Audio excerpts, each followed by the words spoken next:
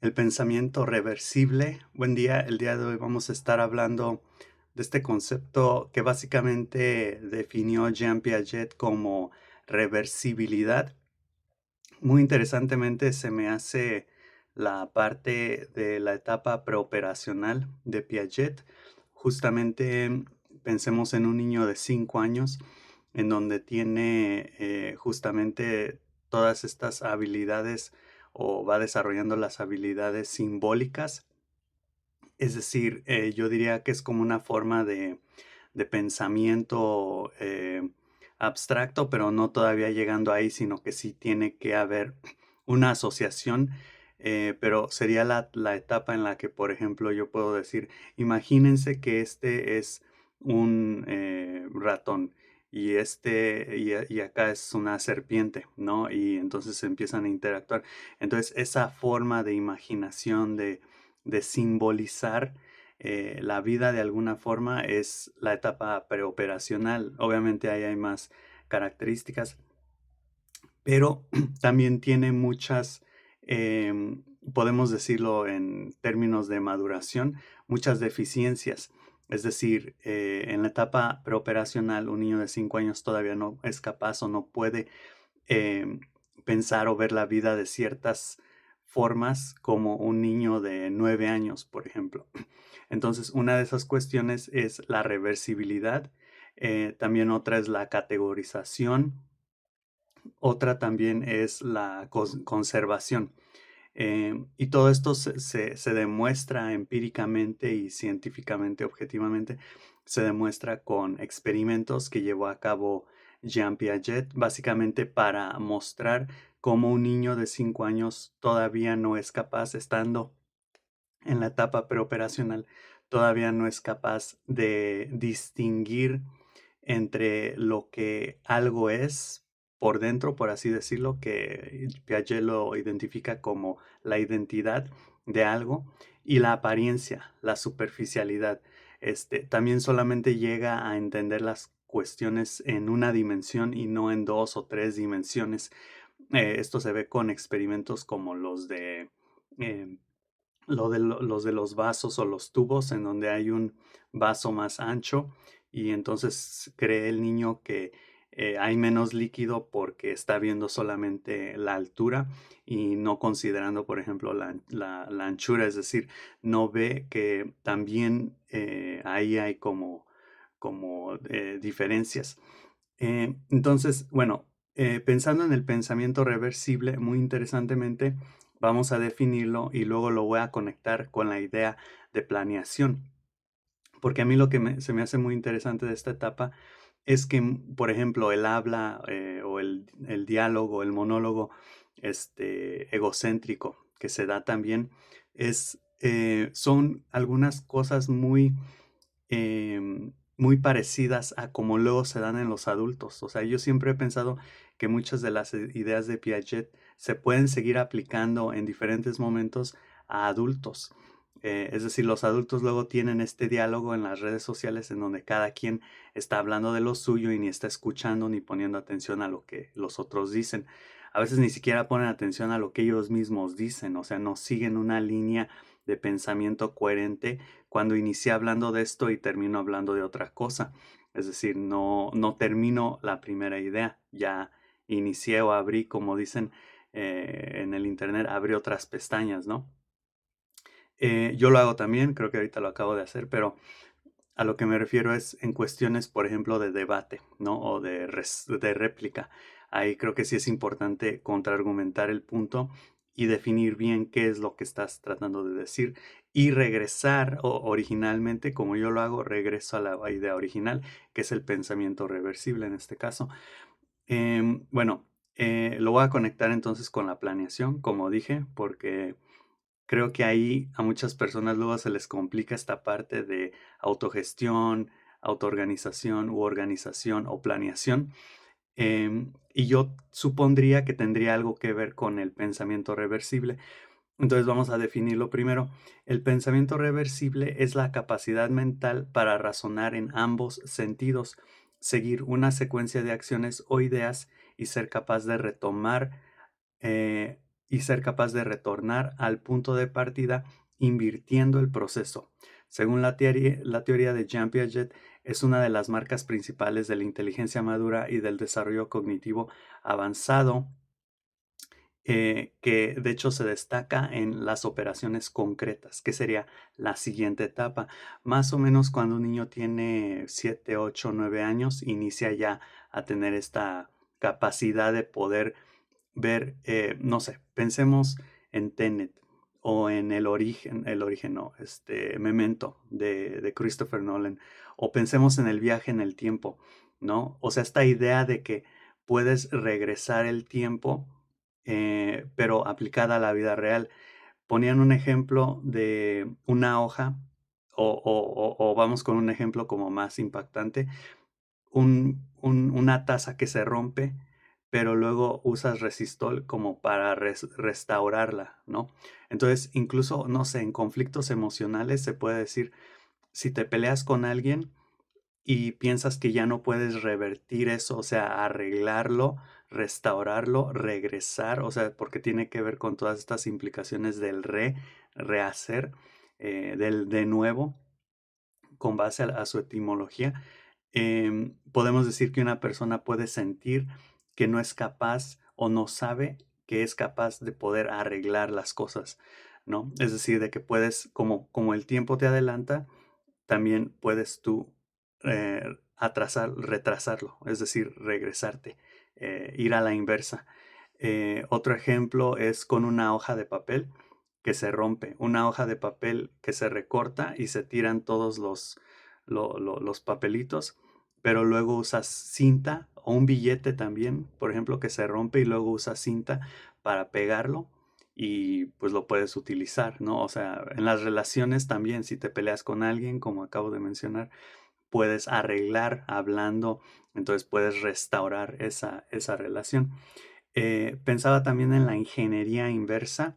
La ingeniería inversa es, yo supe de este concepto de la ingeniería inversa por la tecnología de alienígena o de los UFOs, de los ovnis, en donde decían, es que el gobierno ha tenido acceso a esta tecnología muy avanzada, alienígena extraterrestre, sí, tecnología extraterrestre, y entonces para saber cómo funciona, tienen que aplicar la ingeniería inversa. Y en este caso, la ingeniería inversa a lo que se refiere es que tienen que desmontarlo de forma un poco inductiva para crear hipótesis y ver cómo es que funciona eso en última instancia y entonces poder ellos crear algo parecido. Pensemos también en situaciones en donde, no sé, un carro, una bici. No sabes cómo funciona un carro, no sabes cómo funciona una bici y la desmontas, ¿no? Para volver a montarla. Es decir, para aprender cómo está hecha y cómo debe de estar construida. Eso más o menos es la ingeniería inversa, es decir, trabajar al revés. También Sartre por ahí comentaba que una historia se inicia con el final, porque para que tú puedas contar algo, tienes que saber todo y el final. O sea, tienes el objetivo que es el final, ¿no? Y entonces cuando tú cuentas eso, de alguna forma tienes la historia o la idea conceptualizada al derecho y al revés, como quien dice. Por eso puedes explicarlo. Si solamente funcionarías unidireccionalmente, es decir, al derecho o hacia adelante, entonces estaríamos hablando de algo improvisado, de algo espontáneo, de algo en el momento que simplemente se te está ocurriendo.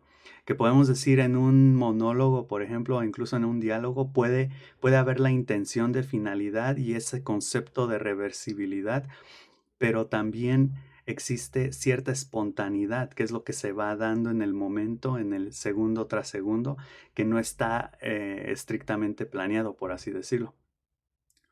Entonces, bueno, vamos entonces entrando con lo de las planeaciones, como con lo de la planeación. Hay muchas personas, yo siento que tienen la incapacidad de no poder entender esto a primera instancia. O sea, si se explica, sí se puede entender, pero pensemos en un problema, ¿no? Como este de que se rompe el plato como solo funciona hacia un sentido, pues ya no tiene arreglo y se tiran los pedazos rotos, ¿no? O sea, no se trabaja hacia el revés. Y de nuevo, yo creo que en muchas áreas podemos tener estos conceptos de sentido inverso, pero en otros no. Por ejemplo, personalmente podríamos decir que yo no lo tengo en las relaciones interpersonales, ¿no? O sea, en las amistades. Si yo, por ejemplo, digo, me peleé con alguien, y ya no hay forma de arreglar eso, pues ya, o sea, se rompió y se tira, ¿no? Podemos decir, a veces tal vez puedes tener la idea de reversibilidad, de restauración, pero que no es lo mismo, lo sé, o sea, reversibilidad es simplemente que va en sentido opuesto y restauración es arreglarlo, son diferentes, pero la restauración está dentro de la reversibilidad, o sea, es una es algo que puedes hacer dentro de la reversibilidad. Y en este caso, específicamente para las relaciones interpersonales, yo puedo decir, pues ya, se rompió y ya no te hablo, ¿no? Que puede ser algo. ¿Por qué? Pues porque nunca aprendiste a hacerlo, porque no te importa, por diferentes razones ahí pueden ser. Pero bueno, esta idea de que hay un problema y entonces vamos a arreglarlo pensando en cómo restaurarlo, creo que es algo que puede llegar a sorprender a muchas personas. ¿Por qué? Porque no es lo común, porque requiere más trabajo, porque puede ser como algo, algo que no va, ¿no? Simplemente, o sea, ¿cómo que vamos a regresarnos para, para arreglarlo o algo así?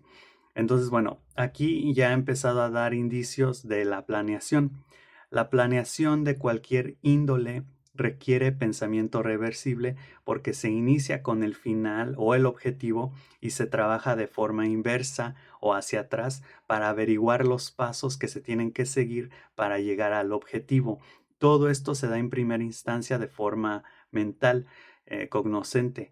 No se trabaja hacia atrás como en la ingeniería inversa de descomponer una máquina o una tecnología, sino que en este caso se piensa, ¿no? Si yo quiero lograr el objetivo de ser coordinador, tengo que pensar en qué tengo que hacer antes para llegar a ese objetivo y ya con base a esa planeación, entonces puedo empezar a efectuar o a ejecutar mis primeras acciones, obviamente ajustando y así. Entonces, eso va muy de la mano con la resolución o la solución de problemas, porque en última instancia, planear es usar el pensamiento reversible. Es como, por eso dije que ya había dado indicios de esto cuando expliqué lo de Sartre, de que una historia se inicia con el final en mente, o sea, inicias con el objetivo.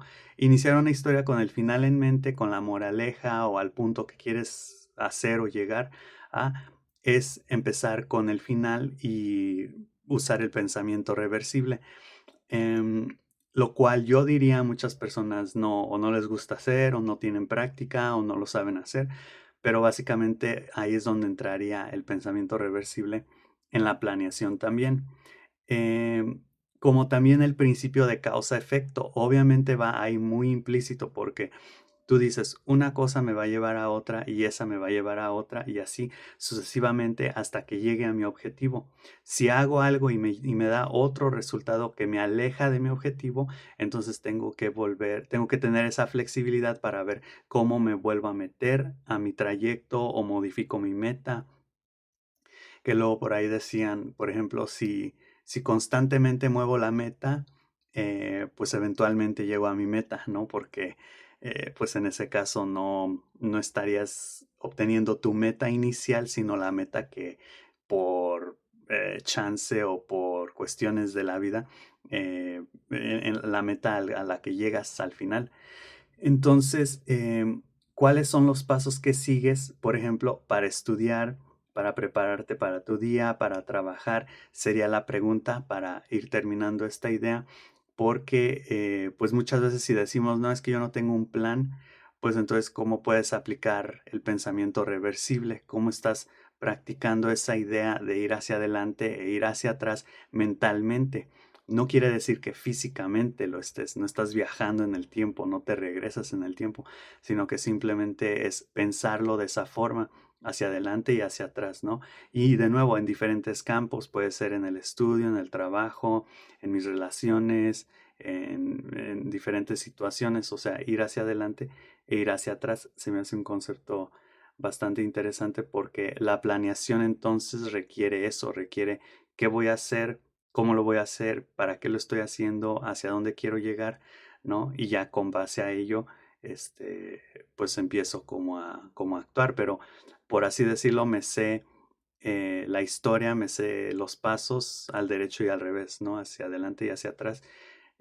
O como dicen en inglés, like the back of my hand, ¿no? Como la parte de atrás de mi mano, o sea, me lo sé muy bien. Y creo que eso es importante para tenerlo en cuenta y practicar esto. Habrá otras implicaciones que el pensamiento reversible tiene. Por ahí, por ejemplo, también puede ser la categorización.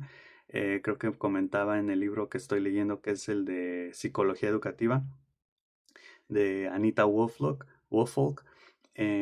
capítulo 2 o 3 creo, justamente el que habla de estas cuestiones de Piaget y Vygotsky, que también entraría ahí, pues sí, estas cuestiones de clasificación, de categorización, de círculos concéntricos, habla incluso de la idea de que puedes pensar en que vives en una dirección, en una ciudad, en un estado, en un país, en un planeta, en una galaxia, en un universo, ¿no? Y entonces esos son así como categorizaciones cada vez o más generales o más específicas, ¿no?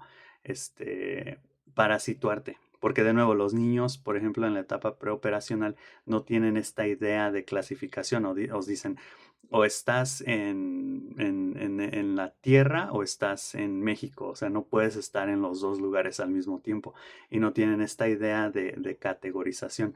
Entonces, estos conceptos como causa y efecto, reversibilidad, ayudan justamente a fomentar ese tipo de pensamiento.